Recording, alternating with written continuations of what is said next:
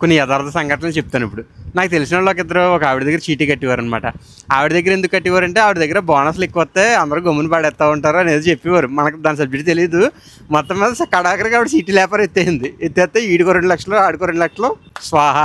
తర్వాత నాకు తెలిసినవాడు అక్కడ సాఫ్ట్వేర్ జాబ్ చేసేవాడు అనమాట. మంచి శాలరీ, మంచి హ్యాపీగా ఉండేవాడు.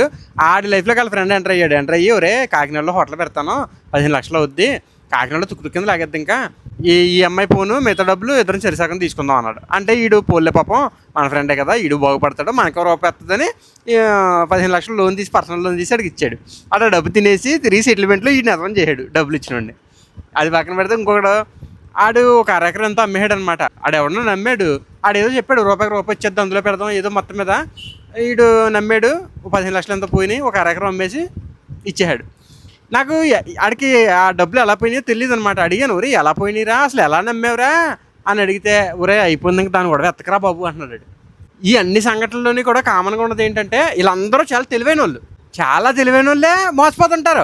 ఎవడన్నా మోసపోయినాడు, ఒరే నువ్వు అన్ని తెలిసినోడు నువ్వు ఎలా మోసపోయారా అంటాను చూడు, అలాగనమాట. ఈ అన్ని సంఘటనలు గమనిస్తే ఫస్ట్ వాడు అతిగా లెక్కలేసాడు, రెండో వాడు అత్యాసకు పోయాడు రూపాయికి రూపాయి ఇచ్చేద్దాను కానీ, మూడో వాడు అతి మంచితనానికి పోయాడు. ఆడికి అవసరం లేకపోయినా ఆడు పర్సనల్ లోన్ తీసి ఇంకొకటి బాగుపడతారు కదా అని అతి మంచితనం పర్లేదు, అతి మంచితనం పనిచేయదు. అతి లెక్కలేసినా పనిచేయదు, అతి ఆశ పనిచేయదు, అతి మంచితనం కూడా పనిచేయదు.